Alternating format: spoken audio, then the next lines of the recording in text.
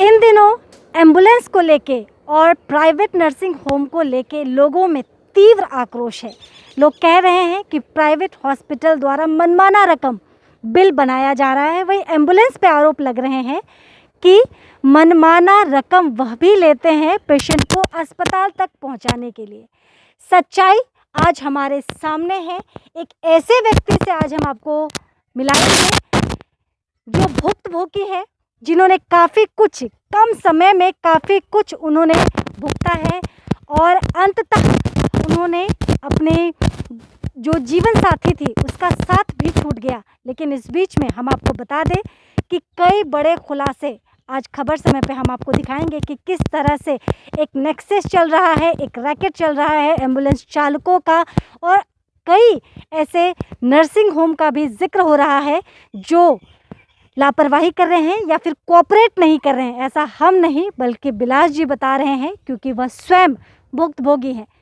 चलिए मिलवाते हैं हम आपको बिलास देवनाथ से। अब आप बिलास देवनाथ जी को देख रहे हैं, जिन्होंने अपने जीवन की सबसे खूबसूरत चीज़, अपने जीवन संगनी का जिनका साथ छूट गया है, और कैसे साथ छूटा, किन लोगों की वजह से साथ छूटा, यह भी हम आपको बताएंगे। हालांकि उम्र जो है वह ईश्वर की देन होती है, लेकिन इसके बीच में जब एक बीमार होता है तो उसको इस वक्त में, कोरोना के टाइम में, एक मरीज़ को जो है देखिए घर वाले किस तरह से दर बदर लेके भटक रहे हैं, किस तरह से लोग उन्हें मिसगाइड कर रहे हैं, जिसमें कि एक बहुत बड़ा नाम अस्पताल का है और बहुत बड़ी अहम भूमिका जो है वो एम्बुलेंस चालकों की भी है। लगातार आप सुनते आए हैं कि एम्बुलेंस चार्ज कर रहा है मनमाना रकम। आपने यह भी सुना होगा कि विभिन्न अस्पतालों के द्वारा अनाप शनाप बिल बनाया जा रहा है, लेकिन हकीकत में ऐसा कुछ हो रहा है, ये बताएंगे बिलास जी। बिलास जी, काफ़ी दुखद खबर है कि आपका साथ छूट गया, जन्म जन्म का जो साथ होता है धर्म पत्नी का, वह साथ छूट गया। लेकिन ये साथ छूटने का कारण आप किसे मानते हैं? देखिए, मेरा मिसेस राखी देवनाथ माटीगारा खापराइल में care and cure nursing home में एडमिट था। जब उनका हालत पहले बहुत अच्छा हो गया था, अचानक उनका हालत बिगड़ने लगा। रात 11 बजे से 11:40 तो उनका केवल सीने में थोड़ा जलन होने लगा। तो जलन होने लगा तो मैं सुबह जब मैं गया, डॉक्टर दवाई ववाई दिया था, सुबह जब गया जाके देखता हूँ जो उनका सीने में जलन हो रहा है और उनका प्रॉब्लम कुछ था। बोला जो मैं ये नहीं खाऊंगा, वो नहीं खाऊंगा, हमको ये खाना प्रोवाइड कर दो। तो मैंने सब कुछ कर दिया, लेकिन जितना टाइम जाते गया दवाई का मतलब कोई एक्शन नहीं हो रहा है। तो मेरे को रिक्वेस्ट करने लगा जी, ये आपका 14 तारीख की बात है, 14 मई। हाँ। तो मुझे रिक्वेस्ट किया जो हमको दूसरा नर्सिंग होम में लेके जाओ। तो लेकिन जब तक डॉक्टर नहीं बोलेंगे तो हमें ऐसा करूँगा नहीं, क्योंकि एक डॉक्टर का अंडर में है। तो कल मैं जिसको बोला था जे मेरा मिसेस ठीक है, आज सुबह बोलना पड़ रहा है जब आपका बहन हो या मेरा सीरियस कंडीशन में है। लेकिन डॉक्टर आया, डॉक्टर देखा, डॉक्टर भी बोला अगर आप लोगों को बेड अगर मिलता है तो आप लोग लेके जाओ। डॉक्टर का नाम क्या था? विनीत कुमार प्रसाद जी। हाँ। तो डॉक्टर का तरफ से मेरा कोई ऑब्जेक्शन नहीं है।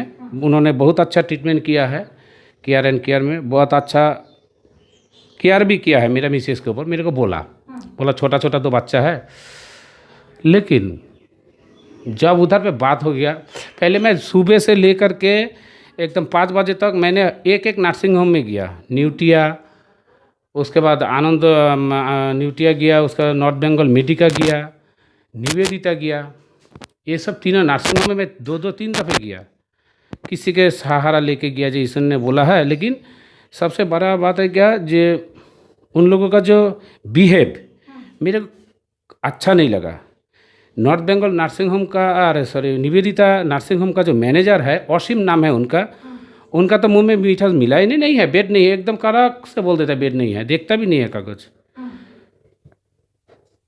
इसके बाद आपका नॉर्थ बंगाल मेडिका नॉर्थ बंगाल, वहाँ पर गया 2 दफ़े, उन्होंने कागज़ में बोला आप नाम नंबर लिख के दो, नाम नंबर लिख के दिया, हमको बोला कि आप वेटिंग में है, जब बेड मिलेगा तब तो आपको एडमिट लेगा।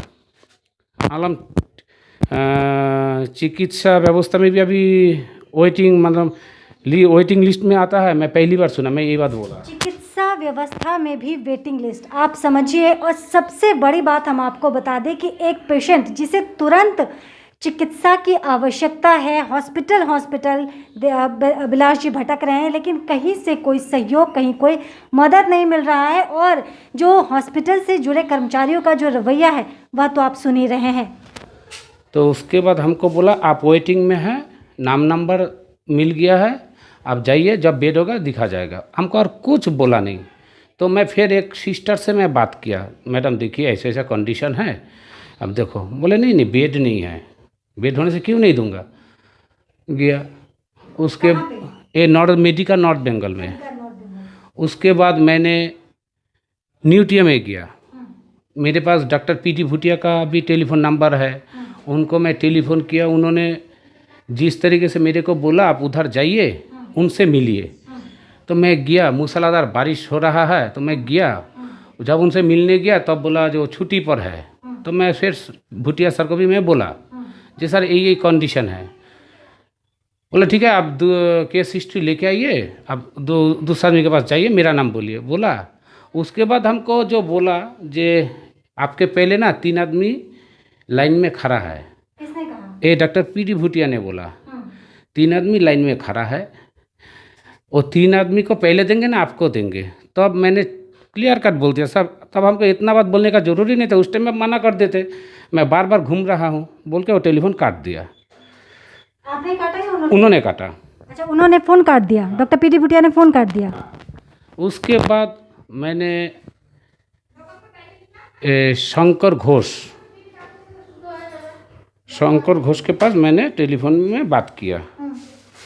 शंकर घोष उन्होंने कोशिश किया, उन्होंने एक निवेदिता का ही और एक आदमी से बात करवाया। मैं टेलीफोन किया, 2 दफ़े उन्होंने बात किया मेरे साथ। हाँ जे शंकर घोष उन्होंने मेरे को बोला आपका नंबर दिया है, तो अच्छा ठीक है। 2 दफ़े उन्होंने टेलीफोन किया, बात किया, उसके बाद तीसरा दफ़े वो टेलीफोन भी बंद कर दिया, उठाता ही नहीं। तो हम सब, हाँ निवेदिता में। तो उसके बाद मैं ही नहीं, लेकिन और एक मेरा भैया और किसी के सहारे नॉर्थ बंगाल न्यूरो सेंटर, वहाँ पे हम लोग गया। जाओ वहाँ पर काजल बोल के एक आदमी है, वो मैनेजर है, उनके पास जाके मिलो, मेरा नाम बोलो, मैं बात हो गया है। तो जाके बातचीत किया, सब कुछ फाइनल हो गया। कितना चाहिए? बेड चार्ज बोला 18,500 रुपया लगेगा। मालूम ठीक है। एक दिन का बेड चार्ज 18,500 रुपये। एक दिन का बेड का चार्ज बताया जा रहा है 18,500 रुपये जी। उसके बाद बोला वेंटिलेशन चार्ज, वेंटिलेशन चार्ज आपको पड़ेगा 5,500 रुपया। 5,000। ये आंकड़े जो है आप सुनते जाइए, और ये सच्चाई जो है वो आँख को खोलने वाली हकीकत हम आप तक लेके आए हैं। बड़ी मुश्किल से बिलास जी को हम संपर्क कर पाए हैं, और जो सच्चाई इस वक्त हकीकत जो मेडिकल व्यवस्था है उस चीज़ को आपको देखना चाहिए, सुनना चाहिए, साथ ही प्रशासन तक ये खबर पहुंचनी चाहिए, ताकि और कोई बिलास जैसे व्यक्ति अपने जीवन साथी का साथ ना छूटे, अपनों को वो ना खोए। उसके बाद बोला आपका वेंटिलेशन चार्ज 5,000 रुपया देना पड़ेगा, 5,500 रुपया देना पड़ेगा। तो हम बोला ठीक है, और आपको 1 लाख रुपया कैश डिपॉजिट करना पड़ेगा, 1 लाख डिपॉजिट करना। हाँ, हम लोग ठीक है अभी कर देता हूँ। बोले नहीं आप पेशेंट लेके आइए, मैं भर्ती करवा लेता हूँ। तो मैं सीधा आया नर्सिंग होम में, केयर एंड क्योर में, मैनेजर से बात किया, बेड मिल गया है। ये सब एक दिन की घटना, एक ही दिन में ये सारी 14 तारीख का सभी जितने डॉक्टर थे, जितने अपने नर्सिंग होम के, सब 14 तारीख की घटना है। घटना है। कि मैं सुबह से 10:30 बजे से मैं पूरा भटक रहा हूँ। तो लास्ट में हम आया केयर एंड क्योर में, मैनेजर को बोला मेरे को बेड मिल चुका है लेकिन हमको एम्बुलेंस चाहिए। तो उन्होंने वेंटिलेशन वाला एम्बुलेंस मुखर्जी नर्सिंग होम का लेके आया। टेलीफोन किया, उन्होंने मांगा 12,000 रुपया लगेगा। कौन सा nursing home? Mukherjee nursing home का एम्बुलेंस वो लेके टेलीफोन किया, वो आया आपका खापराइल मोड़ से नॉर्थ बंगाल न्यूरो सेंटर, ज़्यादा होगा तो 4 किलोमीटर, इससे होगा नहीं, 4 किलोमीटर खापराइल मोड़ से ही। उन्होंने बोला 12,000 रुपया लगेगा। तो हम बोला 12,000? बोला हाँ यार थोड़ा कम वम करो। बोले नहीं दादा ये ना है, एम्बुलेंस एसी है, वो है, इसमें वेंटिलेटर पेशेंट का भी सीरियस करने इसमें ठीक होता है, वो दुनिया भर का। लेकिन लास्ट में उनको लेना पड़ा, एम्बुलेंस नहीं मिला तो उसको लेना पड़ा 12,000 में। तो एम्बुलेंस आया, एम्बुलेंस चालक जो उसका नाम था टिंकू, जो ड्राइवर थे, ड्राइवर था, मैंने उसके सहारे ये हमें मिलता है, टिंकू नाम है उनका। तो उनका टेलीफोन नंबर से मैं बात किया, फिर दादा ऐसे ऐसे बात है जल्दी भेजिए एम्बुलेंस। तो एम्बुलेंस लेके आया, आके ही वो क्या किया सीधा नॉर्थ बंगाल न्यूरो सेंटर का जो मैनेजर है विकास, उसको टेलीफोन किया, जो उनके जिसके साथ हम लोग का बातचीत हुआ, काजल बोल करके उनका नाम है, काजल, नॉर्थ बंगाल न्यूरो सेंटर का मैनेजर का नाम है काजल। हाँ काजल दा ऐसे ऐसे बात है, हाँ हाँ बात हो गया है, लेके आओ, ये बात मेरे को बोला। तब तो उन्होंने सब कुछ बंदोबस्त किया, पेशेंट लेके गया। जब वहाँ पर पहुँचा, वहाँ पर बोला हम तो हमारे पास बेड नहीं है। तो हम ना इधर का रह गया ना उधर का रह गया, पेशेंट सीरियस है। हम बोला आप बोले थे अभी आप माना कैसे कर रहा है? बोले नहीं नहीं बेड नहीं है, बेड नहीं है। तो मैंने गुस्सा उठ गया मेरा, अभी बोले अभी तो मेरा भैया भी था, बोले रुके मैं सर से पूछता हूँ, 5 मिनट से नहीं आ रहा। उसके बाद दरवाजा में ये करके मैं बोले क्या बात है, बोला है मैं पेशेंट लेके आया हूँ, इधर में मेरा पेशेंट बहुत सीरियस हो रहा है ऑक्सीजन के चलते। तो मैंने बोला ठीक है। उसी टाइम में एक टेलीफोन आया, जे आप एक काम करो एवालॉन में लेके जाओ। वो फोन किन्होंने किया? वो फ्रेंड वो मेरा एक उसका सोशल एक्टिविस्ट ने एक आदमी मेरे को टेलीफोन किया, मेरा दोस्ती है वो।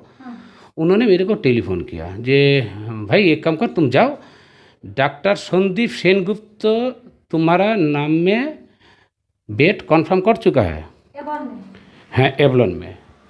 तो हम बोला जल्दी से गाड़ी इसे करो, हम बोले एवलॉन में लेके चलो। वहाँ पर मेरा 25 मिनट से 30 मिनट तक मेरा टाइम बेकार गया।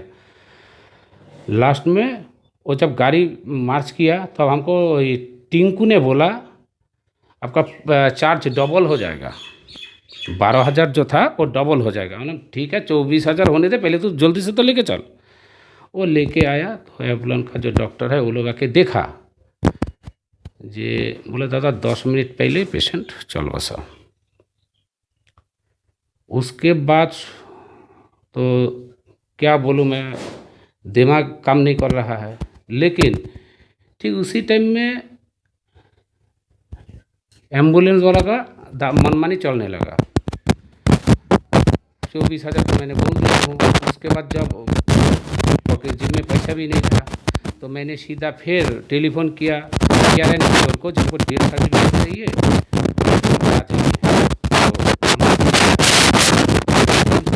मैंने दिया हूँ उनको 24,000। उसके बाद बोलते 24,000 किस लिए दे रहा है, टेक्नीशियन चार्ज लगेगा 2,000, ये अभी अलग से हो रहा है। टेक्नीशियन चार्ज लगेगा 2,000, 1,000 ऑक्सीजन का, पीपी किट का 500 रुपया, मेरे को 27,000 मांग रहा है।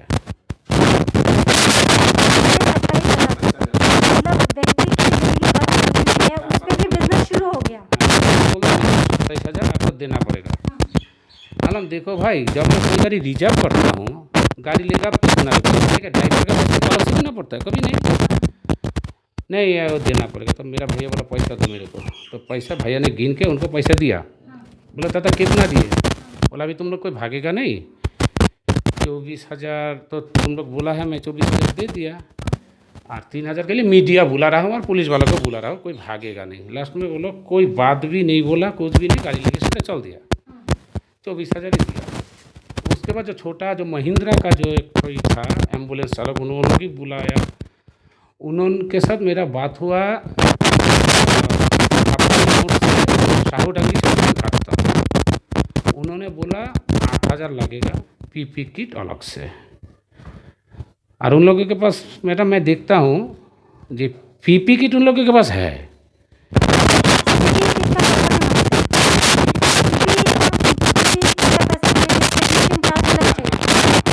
तो अभी वहाँ पर हमको बोला जे आपको ये चाहिए, तो मैंने सब कुछ सब मिसेस को सब कुछ करके इस गाड़ी में जब एक एम्बुलेंस से दूसरे एम्बुलेंस में ले रहा है तब बोला पैसा दीजिए। हम चलो उधर चलो देता हूँ। बोले नहीं उधर आप लोगों का कोई काम नहीं है, इधर ही सब कुछ देना पड़ेगा, उधर तो घुसने आपको कोई मौका नहीं मिलेगा, हमको पैसा दे दीजिए। तो मैंने 8,000 थोड़ा बाताबाती हुआ था तो मैंने उनको 8,000 रुपया दिया। तो हमको बोलते कब क्या दे रहा है, मतलब आप जो बोले 8,000।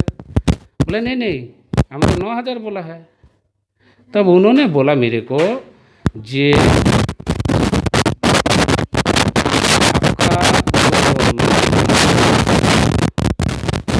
बोला उसमें आपका टिंकू ने बोला है। बोले टिंकू फिंकू को मैं नहीं पहचानता, एम्बुलेंस मेरा है, मेरा जो ये है मैं आपको बता दिया, आप गलत सुना होगा। उसके बाद मैंने 9,000 रुपया उनको देना पर नहीं बोलते, नहीं तो आप दूसरे एम्बुलेंस को बुलाइए मैं बड़ी उतार देता हूँ। बड़ी ही शर्मनाक बात है, बड़ी शर्मसार करने वाली, मानवता को शर्मसार करने वाली बात है कि एम्बुलेंस चालक कह रहा है कि आप मुझे अगर 9,000 नहीं देंगे तो मैं ये जो मृत शरीर एम्बुलेंस में है मैं इसे उतार दूंगा, आप किसी और जगह व्यवस्था कर लीजिए। बेहद शर्मसार कर देने वाली घटना आज हम आपके सामने रख रहे हैं। बैलाश जी हमारे साथ लगातार बने हुए हैं क्योंकि ये भुक्तभोगी है, तमाम चीज़ें इनके साथ हुई है। और ना जाने कितने ऐसे लोग हैं शहर में जो इस दर्द से गुजर रहे हैं, लेकिन कैलाश जी सामने आए हैं और बाकी लोगों को भी शायद हिम्मत मिले और खुल के अपनी बात रखे ताकि प्रशासन तक ये सारी चीज़ें जो हो रही हैं मेडिकल विभाग की तरफ से उन तक पहुँचे। उसके बाद जब ऐसा बात बोला हो रहा है, 9:10 तक हो चुका है। उसके बाद हम उनको पेमेंट करना पड़ा। पेमेंट 9,000 रुपया दिया, पीपी किट का पैसा दिया, टोटल 9,300 रुपया मैं उनको दिया। अच्छा नहीं माना वो? और नहीं माना, पीपी किट का पैसा लिया। उसके बाद उन्होंने हम बोला दादा रुकिएगा, मेरा छोटा 2 बच्चा है, थोड़ा देखने के लिए। हाँ हाँ ठीक है लेके आइए। आया, जल्दी कीजिएगा। मालूम आ चुका है, 2-3 दफ़े मेरे को बोला जल्दी कीजिए, तो आके थोड़ा देखा। अभी आप लोगों को भी पता है कोविड पेशेंट का सामने जाने नहीं देता है जी। लेकिन थोड़ा बहुत मुंह खोल के मेरे को मैंने उनका बच्चा को माँ को दिखाया। उनका हालत तो एकदम ऐसा हो गया था, अचानक सुना जे उसका माता जी है नहीं। तो अभी जब बातचीत सब फाइनल हो गया भाई हाँ चलो, तो हम लोग खापराइल मोड़ से हम लोग सीधा सिलीगुड़ी की तरफ चल दिए। अचानक वो मेडिकल मोड़ से घुस गए, हम लोग दाहिने तरफ वो बाएं तरफ चले गए। हम हाँ दोनों के साथ में। लेकिन हम बोला भाई कहाँ है तुम? बोले हम डिशन पार हो चुका है। अरे भाई हम लोग सिलीगुड़ी पार हो रहा है, तुम उधर किस लिए गया है? बोला आप जानता नहीं है सिलीगुड़ी में बॉडी घुसने नहीं देता है। मतलब किसने बोला? बोला दादा आप जानता नहीं है, मैं चेकिंग होता ही होता हूँ, आज तक मैं सुना नहीं जे सिलीगुड़ी से डेड बॉडी ले जाना माना है या घुसने नहीं देता, कभी एम्बुलेंस चेकिंग भी नहीं हुआ। ओके क्या टेलीफोन ही करके उसके बाद मेरा दोस्त लोग था साउडंगी शमशान घाट में, तो उन लोगों को मैं टेलीफोन किया, भाई ये महिंद्रा कंपनी का एक एम्बुलेंस है, थोड़ा रुकना, उसमें है मेरा मिसेस। उन्होंने रुकाने का कोशिश किया लेकिन उन्होंने रुका नहीं, सीधा जल्दी घुस गया। लास्ट जो साथ देने का जो ही था ना वो भी मैं देने नहीं सका, ऐसा कंडीशन है। लास्ट में उस एम्बुलेंस को बुलाया टेलीफोन करके, उसका नाम है रोबी राय, जो आपका सिलीगुड़ी से उनका घर है रोबी राय। उनसे मैं टेलीफोन किया, सब कुछ किया, लेकिन वो आया ना 200 रुपया रखो, जब तक हिंदू रिवाज के अनुसार जब तक दहन नहीं हो जाता है तो हम लोग कुछ करने नहीं सकते, बच्चा लोग है नियम। बोले ठीक है। आपका 9 नंबर पे नाम है, मैं आपको टेलीफोन कर दूंगा, उसी टाइम में आप लोग काम कर लीजिएगा। उसके बाद मैं 4:30 पौने 5 बजे टेलीफोन किया, वो टेलीफोन बोले दादा मशीन ख़राब हो गया था, ये हो गया था। तो ठीक है, 8:35 में वो मेरे को बोला दादा आपका ये जलाया, यही है मोटा कहानी। हाँ, लेकिन जो एम्बुलेंस वाला और आपका नर्सिंग होम वाला, ये लोग, इन लोगों का लापरवाही से ना, मैं खुद आंखों से देखा, सामने देखा, जो तड़प रहा है, मैं कुछ करने नहीं सका, ज़ोर से चिल्लाया, लेकिन किसी ने मेरे को बात देते हुए भी किसी ने मेरा बात नहीं रखा, ना नर्सिंग होम रखा ना एम्बुलेंस रखा। एक फौजी जो इस देश की रक्षा करने की कसम खाता है, सरहद पे डटा रहता है ताकि दुश्मन हम तक ना पहुँचे, लेकिन अफसोस समाज की बीमार व्यवस्था की वजह से आज एक फौजी ने अपनी पत्नी का साथ खो दिया। अब क्या प्रशासन सुध लेगी? बिलास जी ने कई संगीन और बड़े आरोप लगाए हैं, कई बड़े नामों का उन्होंने जिक्र किया, जिसमें कि डॉक्टर पीडी भूटिया का, चिरपरिचित डॉक्टर हैं, बंग रत्न है, उनका भी उन्होंने जिक्र किया।